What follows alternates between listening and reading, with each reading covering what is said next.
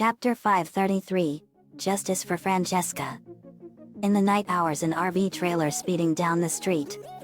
It was being chased by police cars with Interpol two-tone sirens. At the farmhouse, Lincoln and the girls were about to go to sleep when they heard the sirens. Bisley, what the? Lincoln, are those Interpol sirens? Lana, the Cooper gang are all the way over in Michigan. Lainey, they aren't after the Cooper gang. They're after someone else. Earth, looks like it. Bisley, let's worry about it tomorrow. Outside the dome, a motorhome driving really fast went behind the dome and parked behind the dome as the cops drove by. As they were washing dishes after breakfast, Lana came in with a radio and an urgent bulletin was on. Lana, guys, you have to hear this. News reporter, in other news, notorious thief Maria Ladrones and her notorious thief husband Manuel Mano Ladrones have broken out of jail notoriously. Francesca was shocked when she heard those names. Francesca, this is my chance. Bisley, Francesca? Are you alright? Lincoln, something is bothering her. Lainey, Francesca, you can tell us what's bothering you. Francesca, sigh, alright. It's time you all knew. They went to the table and Lincoln called me on his laptop so we can join in on the conversation. Francesca, okay. Before I met Grandma Muriel, it was 11 years ago. Flashback. Francesca, narrating. My mom and dad were a happy couple and they loved me more than anything. But then one day we invited our new neighbors into our house. They were the infamous notorious thieves Maria Ladrones and her disembodied arm husband Mano. We trusted them and shared everything with them. But then tragedy struck and Maria and Mano betrayed us. They tied up my mom and dad and I saw them kill my parents while I was hiding behind the walls. Then after they stole what they were after, they burned our house down to the ground. I was the only survivor of that horrible tragedy, and with no one else to turn to, I was forced to live on the streets for 11 years. Flashback ends. Francesca, and ever since then, I vowed to get my revenge on them. I wished and prayed for that one day when they would escape from prison and come here so I would kill them and avenge my mom and dad. We all gasped in sheer horror at everything she went through for most of her life. Very, Francesca, that is absolutely horrible. Aline, you've been through a horrible tragedy. Vince, that's worse than what Suzuki had to go through. Bisley, I can't believe those monsters. They are even worse than my evil siblings. Earth, yeah.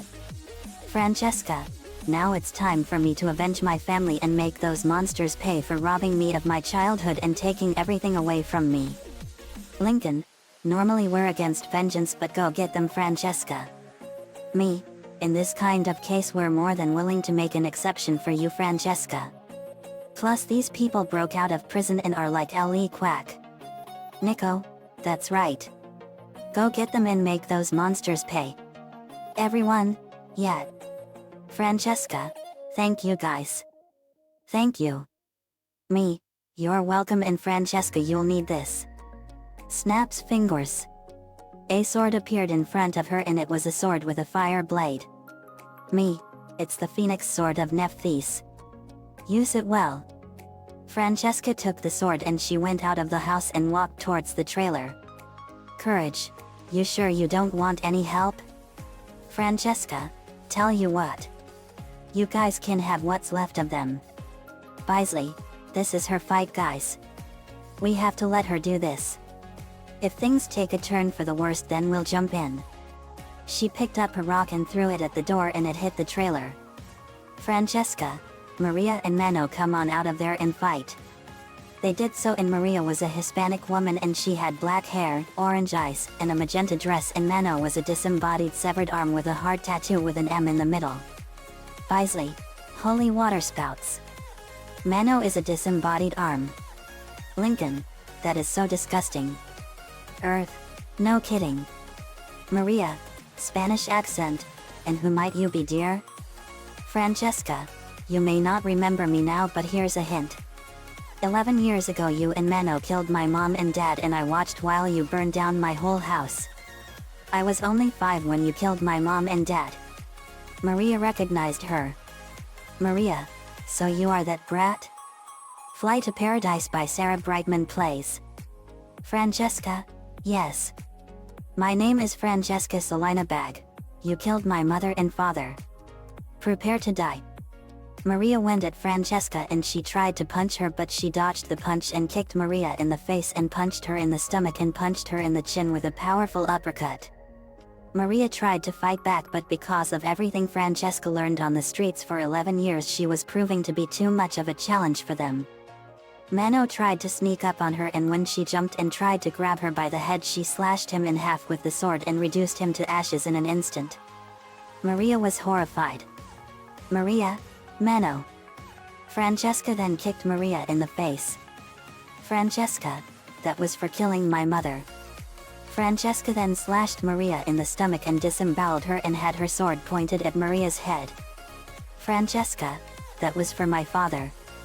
She was ready to deliver the final and fatal blow. Francesca, do you two have any last words before you two go to hell? Maria was in too much pain to answer that question, and Francesca slashed Maria's head off and killed her instantly. Maria bursted into flames and she was incinerated. Francesca had gotten her revenge on the people who senselessly slaughtered and burned her parents and forced her to endure a hell as an orphan on the streets for 11 years. Francesca, it's over. I won. Mom, Dad, it's over. I did it for you. Biza walked over to her and Francesca had tears streaming down her face, and she then broke down crying hard and she hugged Biza. Biza, it's all right, Francesca. Let it all out. Let it all out. Biza was comforting her. They had never seen someone so broken. But then a beam of white light appeared out of the heavens, and a man with black hair wearing a white angel garb and with white wings, and a beautiful woman with beautiful blonde hair and the same wings and clothes came down. My Heart Will Go On by Celine Dion plays. Biza, gasp. Francesca. Look. Francesca saw her mom and dad for the first time in 11 years and gasped. Francesca, Mom? Dad? Selena, it is us, Francesca.